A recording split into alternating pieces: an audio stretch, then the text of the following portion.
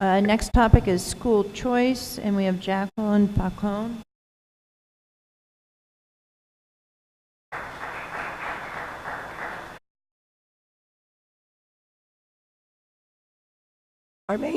One main factor that seems to determine what schools DPS unfairly targets for closure seems to come to this. The more poor, low-income minority students a school has, the more likely it will be targeted for school closures. And frankly, this policy is beginning to reek of racism. The rating of schools as red, orange, yellow, green, or blue not only sets up schools the district targets for closure, it also serves to warn middle-class and upper-middle-class parents where not to send their children, thus ensuring those red schools never stand the chance of succeeding on the SPF. Every school that has a strong balance of high-income and low-income students seem to do better on the SPF. Furthermore, our school board members have said they are doing exactly what they said they're going to do when they vote to close low-performing schools. However, this is not what students, parents, community members, and teachers have asked them to do. Closing schools does nothing to help our students. We are seeing that firsthand as we Gilpin parents struggle to find a school for our children to attend. What DPS hasn't spoken to is how they failed to support Gilpin over the past 5 years. Can the board answer these questions? As a red school, why didn't DPS allow Gilpin to spend money on a dual enrollment school where both traditional classes and Montessori classes like Lincoln Elementary is allowed to do, and which every principal has requested since Gilpin was opened as a Montessori school?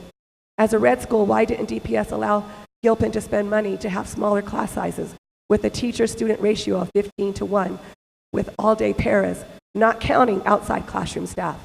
Small class size is the #1 solution to helping low-performing students. Several Gilpin classrooms in the past years have had almost 30 students in a class with only a part-time para or no para at all. As a red school, why did DPS allow inexperienced, unlicensed, untrained, or unstable Montessori teachers to be hired at such a high-need school, such as Gilpin, rather than keeping some of the qualified teachers from previous years? Years of chaos in some of these classrooms did not help student growth.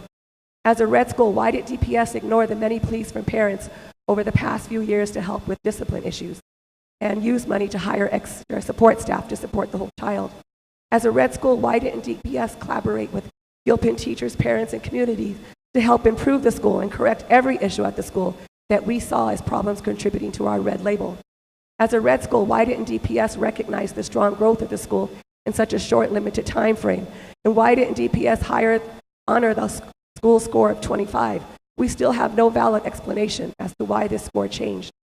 As a red school, why is DPS closing Gilpin and offering other red, orange, and yellow schools for our students to attend, and Garden Place, where the air is toxic most? Gilpin Montessori has been wronged by the district. Our students have been blamed for their failures, which is beyond the control of teacher, parents, and students at our school. The key is we have been asking for support, not closure. DPS can do one thing to make this right and reverse the decision to close Gilpin. Setting up red schools for schools closure needs to stop, and instead, DPS needs to honestly collaborate with all of us. Thank you.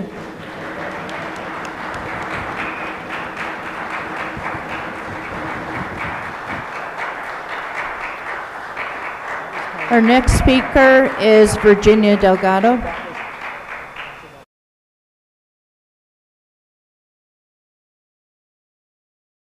Dear board members, my name is Virginia Delgado, parent of 2 students at Gilpin. One is a third grader who has been at Gilpin since ECE, and another who is currently in ECE. I am also a CSE member at Gilpin, and I am here today representing our Hispanic families at Gilpin.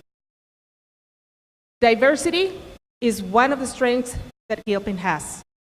Diversity allows people, students, to interact with people different from themselves. Diversity at Gilpin gives the opportunity to students, teachers, and families to learn and interact with people different from themselves.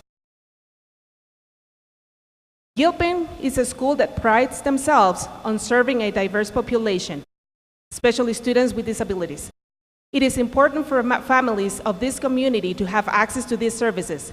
Gilpin has been at the center of this for many years. If Gilpin closes, our families will no longer have access to support such as Child Find. Child Find has been a resource utilized by many families over the years.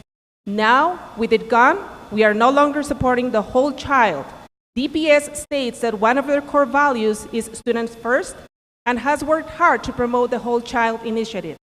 How are we putting students first and supporting the whole child if the services provided at Gilpin are no longer available for families and the community? Mr. Borsberg said during a meeting with the State Senator Angela Williams, he has attended many meetings with the community to have open discussions. That's a lie. I want to ask Mr. Borsberg, when did these meetings happen?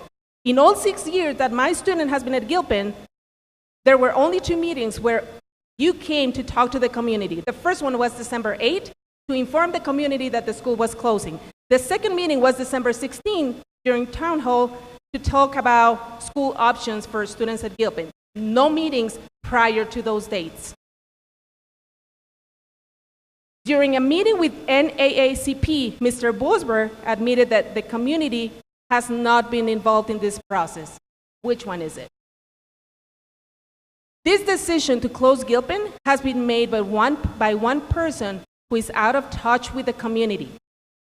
They say they represent. They do not realize the impact of their decisions and the number of people it affects who have lived in this community for years. We are here today asking to the board to work with us. Not for us, not against us. Work for us, with us, together. Parents, community, board, we can develop a plan that will help the school to succeed. We deserve the opportunity to work together and make sure our students get to where all we want for them to get academically, but not only academically, socially, and the whole child. Thank you.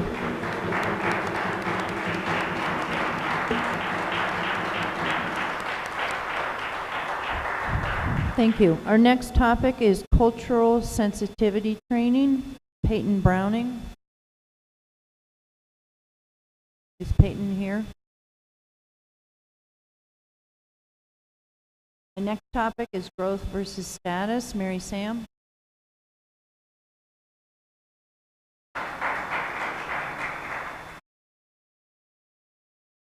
Good evening, Board of Mary, make sure you're right up in front. Good evening, Board of Education. Then I can't see. I am currently a member of the African American Equity Task Force Instructional Practices Working Group. At our last meeting, we had a discussion around how schools are rated. And of course, DPS uses the School Performance Framework, which is attached to the School Performance Compact, which is the determiner of closing schools. The SPF weighs median growth percentile heavier than status. Growth is meaningless in telling us where children are, but it is very useful in making it seem as if a school is doing well, and it is especially useful in skewing stats to close schools. Truth be told, if DPS simply compared the raw status data of each school, which would give us the percentage of students at grade level, we would at least have a fair picture of which schools need the most help. Help, not closure. I recently read about an elementary in Littleton, Eugene Field, whose principal was given a financial grant to improve academic outcomes. That principal, Lynn Bajaj, said, "Our school is focused on making sure that all students are doing well." Then she did something that schools used to do back in the day. She took that money and plugged it into the exact human resources that her particular school needed: a social worker, extra teachers, and a focus on the exact skills different groups of students were lacking. Hers is a simple, straightforward solution that will work in any school, but it takes an experienced principal to put that in place. It looks as if the demographics of this school, Eugene Field, are quite similar to Gilpin, yet Littleton did not choose to close. This is the kind of fix that I would hope to see in DPS, as opposed to closure, turnaround, and requests for quality schools, which generally do not turn out to be of very high quality. A fix is cheaper, more effective, and does not cause the community upheaval that this board continues to effect. Just say it. Thank you.